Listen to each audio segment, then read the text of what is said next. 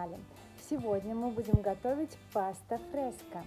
Это значит, что мы будем готовить свежую пасту, которую будем раскатывать вручную нашими с вами ручками. Мы будем готовить два классических варианта пасты. Это будут мои любимые фетучини и мои любимые орикетти. Поэтому пойдемте скорее на кухню и давайте готовить вместе. Полный список ингредиентов, как обычно, вы найдете в описании под видео. Первую пасту мы будем готовить на основе яиц. Такое тесто очень хорошо подходит для фетучини и тальятелли. Для этого нам нужно будет смешать два вида муки. Это 250 грамм пшеничной муки, плюс 50 грамм муки из твердых сортов пшеницы семола и щепотка соли. Все хорошо перемешиваем. Также я добавлю по своему вкусу небольшое количество куркумы. Она придаст очень красивый желтый насыщенный цвет пасте, и в то же время она очень полезная. Если хотите, можете тоже добавить. Если не любите куркуму, не добавляйте. И далее мы добавляем 3 яйца. Стандартно для приготовления пасты мы используем следующие пропорции. На каждые 100 грамм муки мы используем 1 яйцо. Но в зависимости от того, какого размера яйца, их может потребоваться больше или меньше. Поэтому, когда заводите тесто для пасты, смотрите по консистенции. Первым этапом с помощью вилки аккуратно перемешайте яйца с мукой.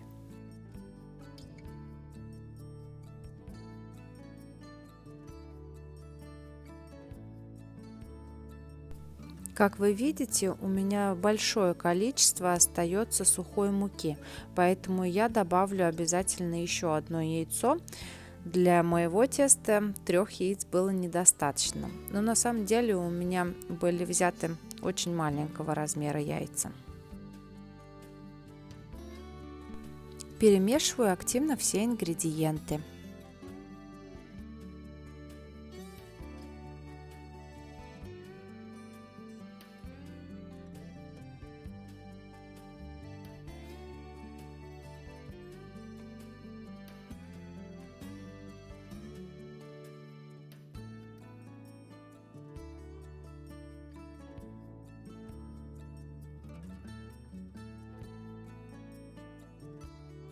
Когда мука практически вся собралась в шар, приступим к замешиванию теста на рабочей поверхности.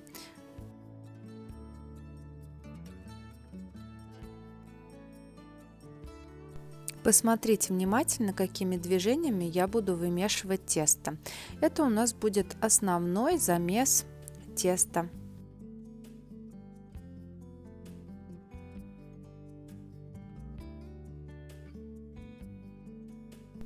Постепенно вся мука будет вмешана внутрь теста.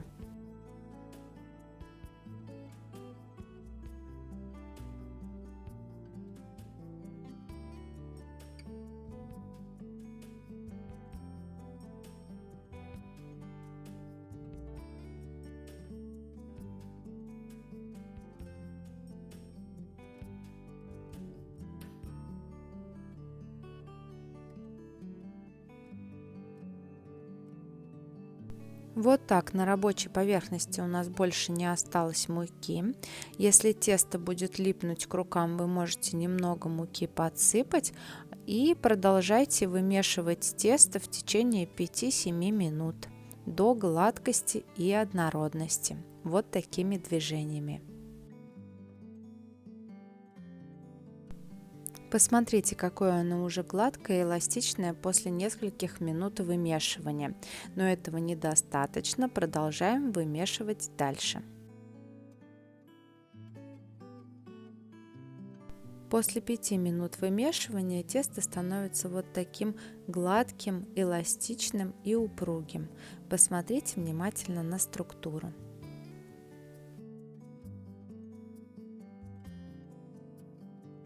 Вот такое готовое тесто обязательно накрываем пленкой пищевой и убираем на 30 минут в холодильник на отдых, перед тем, как приготовить из него пасту. Кстати, в холодильнике это тесто вы можете хранить 2 дня и готовить каждый раз новую свежую пасту.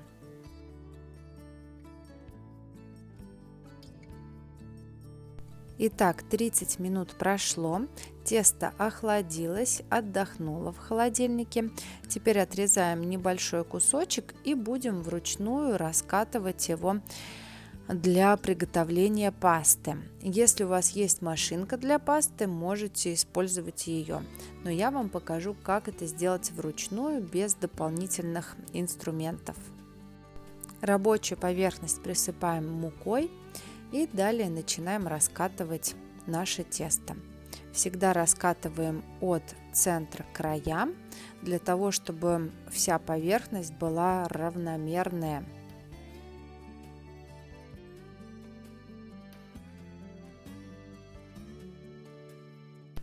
Это тесто очень эластичное, с ним легко и удобно работать.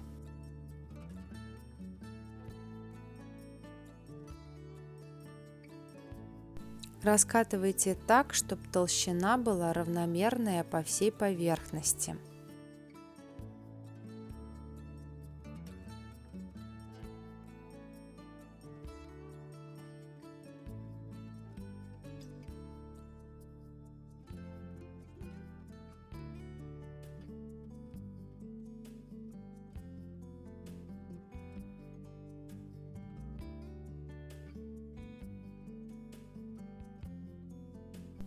Не забывайте двигаться от центра к краям.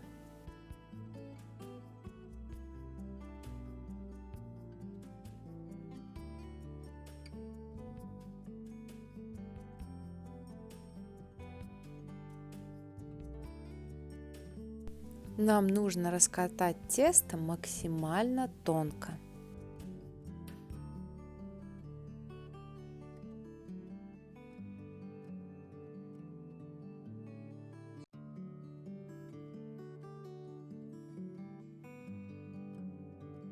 Раскатывайте аккуратно, чтобы нигде на поверхности не образовывались дырочки или трещины.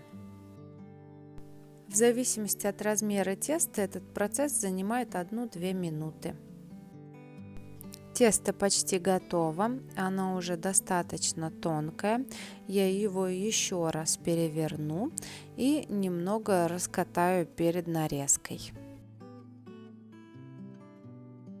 При раскатывании периодически присыпайте тесто мукой и распределяйте ее полностью по поверхности теста.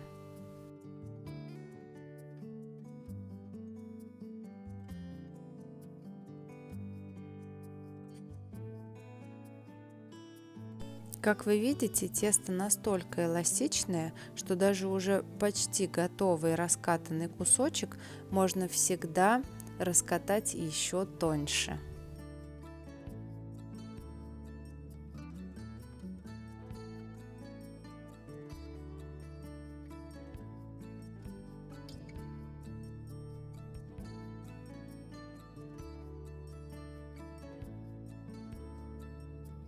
Постарайтесь придать тесту прямоугольную форму, если это возможно.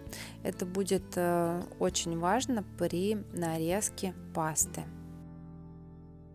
Итак, тесто у нас готово к нарезке. Для того, чтобы удобнее было нарезать, мы будем сворачивать тесто вот таким образом. С одного края сворачиваем трубочкой и со второго края также сворачиваем трубочкой. Вот такой формы.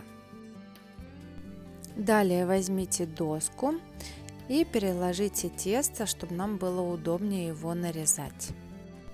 Затем острым ножом срежьте неровный край и далее приступим к нарезанию пасты. Если вы делаете тальятелли, тогда нарезайте по 0,5 см. Если вы делаете феттучини, как и я, то тогда отрезайте кусочки по 1 см примерно.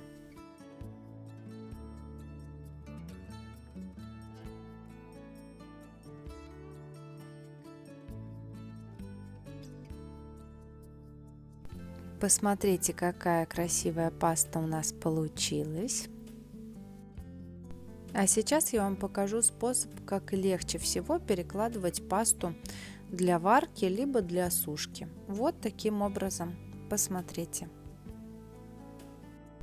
Пасту можно отварить сразу. В течение 2-3 минут после закипания она будет уже готова. Также вот таким способом я ее высушиваю. И если вы хотите, вы можете тоже ее посушить, чтобы она у вас была уже приготовленная на будущее. Я использую простую вешалку, перекладываю на нее пасту, и в течение 15-20 минут она уже достаточно сухая становится, и ее можно уже переложить в какую-нибудь коробочку для хранения. Вот таким образом я сушу мою пасту. Если у вас дома прохладно, то тогда потребуется немного больше времени для того, чтобы она подсохла. Пока феттучини сушится, давайте приготовим второй вид пасты. Она у нас будет без яиц, на муке из твердых сортов пшеницы. Для начала в теплой воде нам нужно будет растворить 2 щепотки соли. Для этого рецепта нам потребуется 250 грамм муки семола из твердых сортов пшеницы и добавляем 125 грамм теплой воды уже с растворенной солью. Пропорции всегда 1 к 2. Тесто будет очень интересной структуры. Вначале оно будет напоминать песок или песочное тесто. Добавляйте воду постепенно, хорошо вмешивая. Воду добавляем небольшими порциями.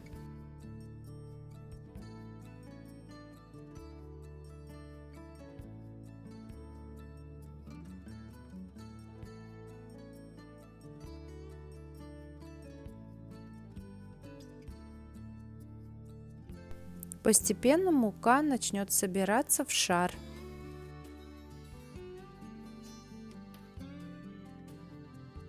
Вот так. Теперь приступим к вымешиванию теста на рабочей поверхности.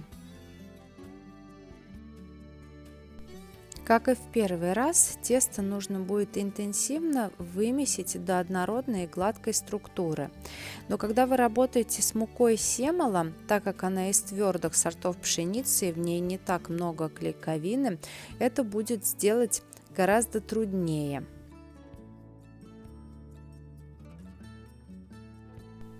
Если тесто будет слишком упругое или плотное, вы можете сделать небольшую хитрость.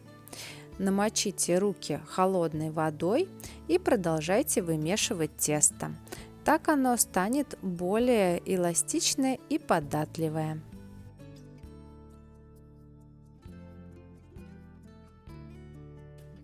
Смачивать руки в воде вы можете периодически, если почувствуете, что в этом есть необходимость. Посмотрите, вот такое оно уже становится эластичное и однородное.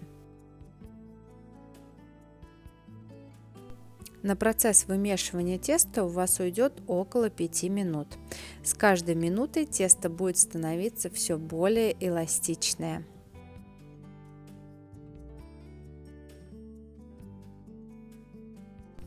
Посмотрите, вот так выглядит готовое тесто. Теперь мы заворачиваем тесто в пленку и убираем в холодильник на 30 минут отдыхать. Такое тесто вы можете хранить в холодильнике в течение 2-3 дней и каждый день делать новую свежую пасту. А мой кусочек уже отдохнул. Теперь я отрезаю небольшой кусочек теста и буду раскатывать его в тонкую колбаску. Мы будем готовить с вами один из традиционных видов пасты. Он называется орикетти по-итальянски, что в переводе означает ушки.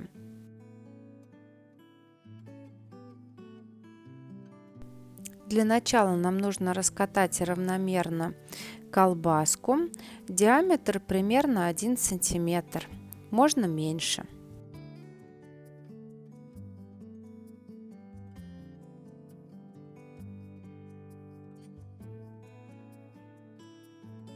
Для удобства нарезания пасты складываем вот таким образом. Затем берем нож и отрезаем вот такие маленькие кусочки, примерно по 0,5 сантиметра, даже некоторые меньше. И затем вот таким образом прокатываем с помощью ножа и выворачиваем немного. И вот у нас первый арикетти получился. Вначале может показаться, что это сложный и долгий процесс, но поверьте, это очень легко и всего лишь нужна сноровка.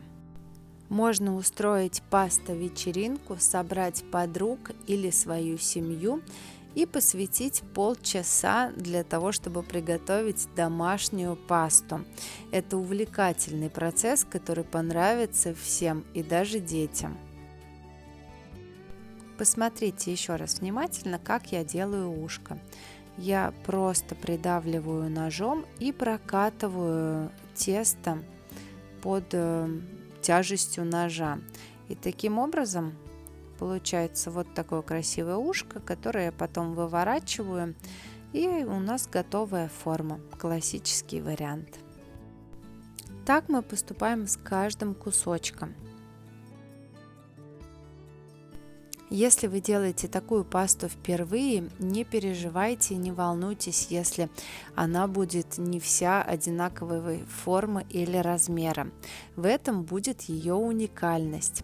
А то, что вы сделали пасту вручную, своими руками, передали туда свою энергию, тепло и любовь, это гораздо ценнее, нежели чем неоднородная форма.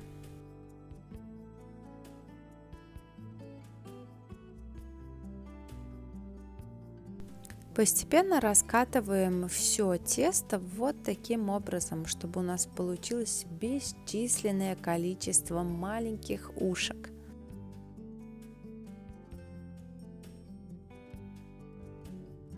Такую пасту я рекомендую готовить сразу. Ее, конечно, можно высушить, сохнуть она будет примерно 1-2 дня до полного высыхания, но из-за того, что мы используем муку твердых сортов пшеницы, она очень твердая и очень плотная, поэтому варится такая паста в течение примерно 11-12 минут. Обязательно пробуйте ее на вкус, потому что она может остаться твердой. Посмотрите, какое количество ушек у меня получилось. Если вы решили заготовить и посушить такую пасту, то оставьте ее просто на противне в хорошо проветриваемом месте. Вот у меня уже готовая сухая паста.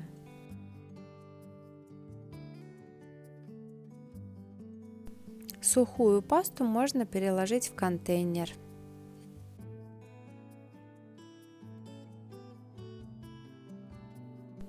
Вот такие два вида пасты, фетучини и арикетти. Теперь вы знаете, как готовить. Приятного вам аппетита, друзья, и до новых встреч!